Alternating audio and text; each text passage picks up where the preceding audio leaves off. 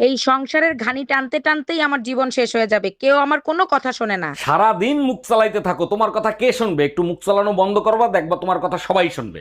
আমি মুখ চালাই দেখেই এখনো তোর সংসার টিকে আছে, যেদিন বন্ধ করে দেব না তোর সংসার আর তোরা বরবাদ হয়ে যাবি। ও ভাই, তুই মুখ চালানো বন্ধ কর, আমরা বরবাদ হইতে চাই। মনে করেন জামাই ভালোবাসে মানে বউ তাকে তাবিজ করেই ফেলছে। মানে আপনারা এত বোকা কেন? জামাই তো এমনি আমার, একে তাবিজ করে সময় নষ্ট করব কেন? হ্যাঁ, তাবিজ করে যদি কাজই হতো তাহলে তো সবার আগে শ্বশুর শাশুড়িকে করতাম। আপনারা তো বোকা কেন, বোঝেন না কিছুই। ডাক্তার, আমার বউরে কি সিরাপ দিয়েছেন? ও তো সুস্থই হইল না। বলেন কি, ওই সিরাপ খাওয়ার সাথে সাথে সুস্থ হয়ে যাওয়ার কথা, আপনি সিরাপ ঠিক মতো খান নাই। আরে ডাক্তার, কেমনে ওষুধ খাবো? বোতলের নিচে লেখা ছিল ওষুধ সবসময় আটকায় রাখবে। আরে গাধা, তোর মাথায় কি বুদ্ধি নাই? বোতলের পাশ দিয়ে ফুটো করে নিতিস। কেমনে ফুটো করব? কাচের বোতল তো, ফুটো করলে তো ভেঙে যাইতো। আজকা শালির খবর আছে। কি হইছে তোমার? তোমার ভাই বিয়েতে আমার বউ ভাতে দাওয়াত দিছে না? দিছে? তাইলে দাওয়াত খাইতে গেছি, বাদ দিছে, বউ তো দেয় নাই। আচ্ছা মায়া, সত্যি করে একটা কথা বলো তো, আমারে দেখতে কি পাগলের মতো লাগে? যারা তোমারে পাগল বলে তাদের চোখে সমস্যা আছে, কি হইছে সেইটা বলো। জুম্মার নামাজ পড়ে বেরোইছি, সবাই আমারে দেখে হাসতেছে, মনে হয় জানি আমি একটা পাগল। তুমি পাগল না, আজ তো একটা ছাগল, তোমার প্যান্ট ধুয়ে আমার প্লাজো পরে গেছো।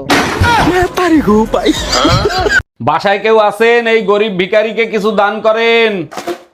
আপনি তো একজন সুস্থ মানুষ, আপনি খয়রাত করেন কেন? আর আপনাকে খয়রাত দিলে আমার কি লাভ হবে? আপনার জন্য অনেক দোয়া করব, আপনার অনেক ধন সম্পত্তি হবে, বাড়ি হবে, গাড়ি হবে। তাইলে এক কাজ করেন, এই দোয়াই আপনি আপনার নিজের জন্য করেন। জানো আপুরা, আমার স্বামী হলো পৃথিবীর বেস্ট স্বামী, মানে একদম সেরা, তার মতো স্বামী হয় না। সে আমাকে সবকিছুর অনুমতি দিয়ে দিছে, এই যেমন রান্না বান্না করার, ঘর মোছার, কাপড় ধোয়ার, বাথরুম ধোয়ার, সবকিছুর। সে আমাকে কোনো কিছুই না করে না। আরেকটা বিশেষ গুণ কি জানো তার? সে আমাকে কখনোই বাহিরে খাওয়াতে নিয়ে যায় না, কারণ বাহিরের খাবার খেয়ে যদি আমি অসুস্থ হয়ে যাই, তখন যদি বাড়ির সব কাজ তাকে করতে হয়। বিয়ে করে কি পাইছেন?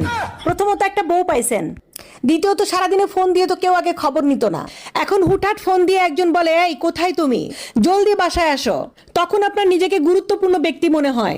তৃতীয়ত পাইছেন একজন রাঁধুনি, আপনার পছন্দের খাবারগুলো আপনার বউ মন মতো করে রান্না করে, মন্দ বলার কোনো সুযোগ নাই, তা না হলে খুন্তির মিষ্টি মিষ্টি বাড়ি খাবেন। তারপর পাইছেন বউ নামের একটা ওয়াশিং মেশিন, আপনার কাপড়গুলো সে পরিষ্কার করে, আর আপনার উপর যদি কোনো রাগ অভিমান থাকে তাহলে আপনাকে মারবেও না, আপনাকে কষ্টও দিবে না, সব রাগ অভিমান আপনার কাপড়ের উপর লাফালাফি করে সে শেষ করবে।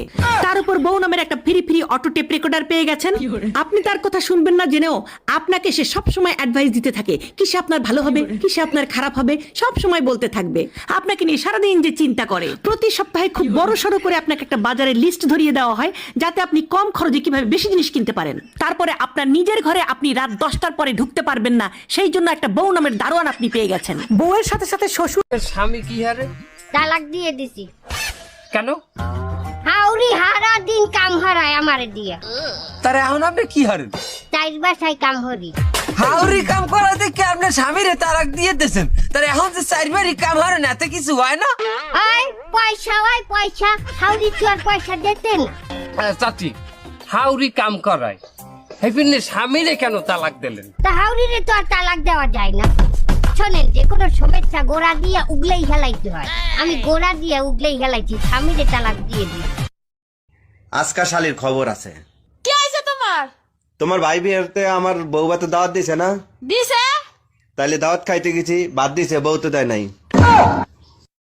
সব বিষয়ে হুটহাট রিয়াকশন করা বুদ্ধিমানের কাজ না। সময় নিন, একটু ঠান্ডা হন। সব রকমের ঘটনায় নিজেকে জড়াতে যাবেন না।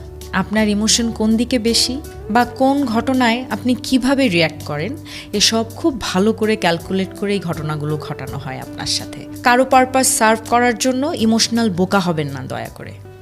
কোন দোকানে কাস্টমার গেলে দোকানদার খুশি হয় না?